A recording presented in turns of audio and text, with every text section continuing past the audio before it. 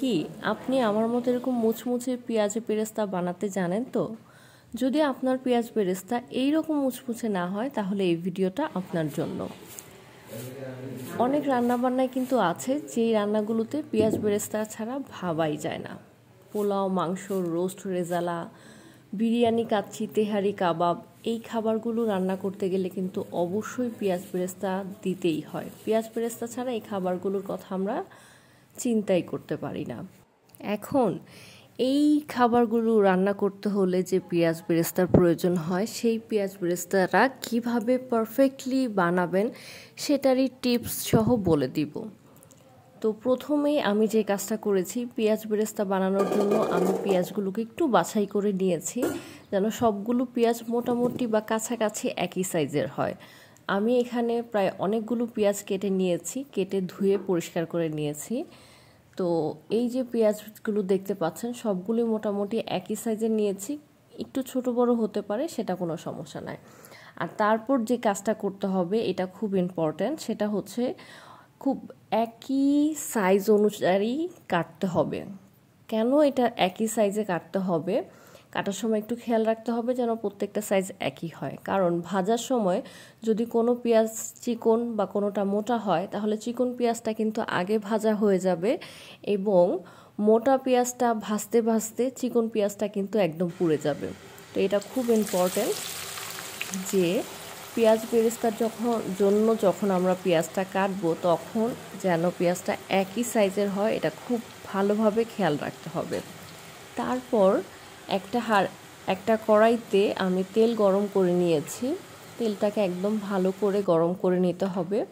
আর এখানে আমার তেলটা আমি সরিষার তেল ইউজ করি নাই, এই তেলে কিছুক্ষণ আগে আমি মাংস ভেজেছি, তাই আমার এই তেলটা হলুদ দেখাচ্ছে। আর আমি এখানে সয়াবিন তেল নিয়েছি।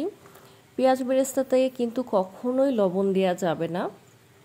আমরা যদি লবণ দিই তাহলে এটাতে কিন্তু সেই মুচমুচে ভাবটা আসবে না। অনেকেই যে ভুলটা করেন সেটা হচ্ছে পেঁয়াজ বেরেস্তা তেলে দেওয়ার আগে পেঁয়াজের মধ্যে লবণ মাখিয়ে নেন। এই ভুলটা কখনোই করা যাবে না। লবণের থেকে কিন্তু একটা পানি ছাড়ে। তো আমরা যদি পেঁয়াজ বেরেস্তাতে লবণটা ব্যবহার করি তো নামানোর পরে যে কাজটা হবে সেটা হচ্ছে পেঁয়াজ বেরেস্তাটা সেই মুচমুচে ভাবটা থাকবে না, একদম লবণের পানিটা ছেড়ে দিলে মুচমুচে ভাবটাই নষ্ট হয়ে যাবে। তো এই ভুলটা কখনোই করা যাবে না।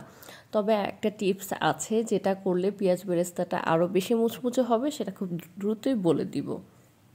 তারপর যে কাজটা করতে হবে সেটা হচ্ছে তেলে দেওয়ার সাথে সাথে আঁচটাকে কিন্তু একটু হাই ফ্লেমে রাখতে হবে এবং সাথে সাথে কন্টিনিউয়াসলি আমার মতো এরকম নাড়তে হবে।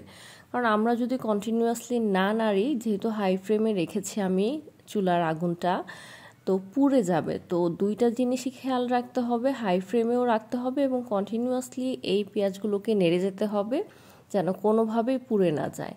আর আরও একটা ব্যাপার খেয়াল রাখতে হবে, বেরেস্তার জন্য যখন আমরা পেঁয়াজ ভাজবো অবশ্যই এটা ডুবো তেলে ভাজতে হবে। তো তেলটা আপনারা এমন আনুপাতিক হারে নেবেন যেন পেঁয়াজটা তেলের মধ্যে ডুবে থাকে, যেমনটা আমি করেছি। তো কন্টিনিউয়াসলি নাড়তে নাড়তে যে কাজটা হচ্ছে, এখন কিন্তু পেঁয়াজটা লাল হয়ে এসেছে। লাল হালকা একটু বাদামি হওয়ার সাথে সাথে এখানে আমি 2 চা চামচ চিনি দিয়ে দিয়েছি। এটাই কিন্তু মেইন টিপস পেঁয়াজ বেরেস্তা তৈরি করার। আর এটা কিন্তু 1 মিনিটেই হয়ে যায়। অনেকক্ষণ কন্টিনিউয়াসলি আপনি যখন নাড়তে থাকবেন, নাড়ার শেষ দিকে একটা সময় কিন্তু পেঁয়াজ বেরেস্তাটা 1 মিনিটের মধ্যেই হয়ে যায়। তো খুব সাবধানে একটু খেয়াল রাখতে হবে যেন পেঁয়াজ বেরেস্তাটা না পুড়ে যায়। আর হালকা বাদামি হওয়ার পরে চিনিটা দিয়ে নাড়তে থাকবেন, দেখবেন যে ঠিক 30 সেকেন্ডের মধ্যে এই গোল্ডেন ব্রাউন কালারটা চলে এসেছে। হালকা ব্রাউন হয়ে যাওয়ার পরে এটা নামিয়ে ফেলতে হবে, কারণ পেঁয়াজ বেরেস্তাটা ঠান্ডা হওয়ার পরে কিন্তু আরও বেশি কালো হয়ে যাবে। তো একদম যেন পুড়ে না যায় সেই দিকটা একটু খেয়াল রাখতে হবে। আর পেঁয়াজ বেরেস্তাটা যেহেতু 1 মিনিটেই হয়ে যায় আমি বলেছি, মানে যখন কালারটা আসে, তো সব সময় এই ধরনের একটা ছাঁকনির মতো বড় চামচ ইউজ করতে হবে যেন পেঁয়াজ বেরেস্তাটা আমরা যখন তুলব তখন যেন তেলটা ছেঁকে পড়ে যায় এবং একসাথে আমরা দ্রুত পেঁয়াজ বেরেস্তাগুলো তুলে ফেলতে পারি। তো এই তো দেখেছেন টিপস সহ আমি বলে দিলাম যে কিভাবে একদম মুচমুচে পেঁয়াজ বেরেস্তা বানাবেন। তো আজকের আমার এই ভিডিওটা কেমন লাগলো আপনাদের কাছে, তো প্লিজ কমেন্ট করে জানাবেন। আর এইভাবে পেঁয়াজ বেরেস্তা বানালে অবশ্যই আমাকে জানাবেন যে কেমন হয়েছে আপনার বেরেস্তা। তো আজকের মতো এখানেই বিদায় নিচ্ছি। সবাই ভালো থাকবেন। আল্লাহ হাফেজ।